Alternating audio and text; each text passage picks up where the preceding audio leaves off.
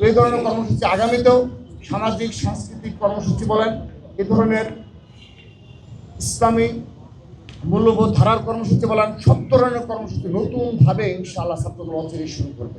আমরা আশা রাখছি, আমি আমাদের সিনিয়র যুগ্ম সাধারণ সম্পাদক শ্যামল মালমের কথার মানে আমি বলতে যাচ্ছি, আমরা আশা রাখছি যে শুধুমাত্র এই হাকিম চত্বরে যে আমরা পুরো ঢাকার যে কর্মসূচি পালন করছি, হ্যাঁ, দেশের বিভিন্ন প্রান্ত থেকে যাদের আর্থিক সামর্থ্য রয়েছে আসার মতো তারা এসেছে, আমরা তাদেরকে উৎসাহিত করেছি।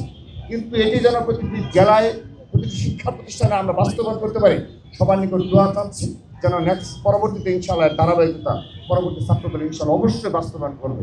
সেই সাথে আরেকটি বিষয় বলছি যে অনেক লড়াই সংগ্রাম শেষে ছাত্রদল আজকে এই পর্যায়ে এসেছে। আমরা বিগত 2 বছর, আপনি বিশেষ করে 1.5 বছর সময়ে ক্যাম্পাস কেন্দ্রিক অনেকগুলো এ ধরনের কর্মসূচি আমরা বাস্তবায়ন করেছি। বিশেষ করে ঢাকা বিশ্ববিদ্যালয়ে আপনি দেখবেন সাধারণ শিক্ষার্থী বান্ধব অনেকগুলো কর্মসূচি আমরা বাস্তবায়ন করতে পেরেছি। তো এই ধরনের কর্মসূচি আগামীতেও সামাজিক সাংস্কৃতিক কর্মসূচি বলেন, এ ধরনের ইসলামী মূল্যবোধ ধারার কর্মসূচি বলেন, সব ধরনের কর্মসূচি নতুনভাবে ইনশাআল্লাহ ছাত্রদল অচিরেই শুরু করবে এবং সেটি আমরা দৃশ্যমানভাবে সাধারণ শিক্ষার্থীদের সাথে থেকেই আমরা সেই কর্মসূচি বাস্তবায়ন করব। এবং সেই সাথে একটি বিষয় স্পষ্ট করছি, আগামীর ছাত্রদল হবে পলিসি নির্ভর ছাত্রদল এবং সেই সাথে ওয়েলফেয়ার পলিটিক্সের ছাত্রদল।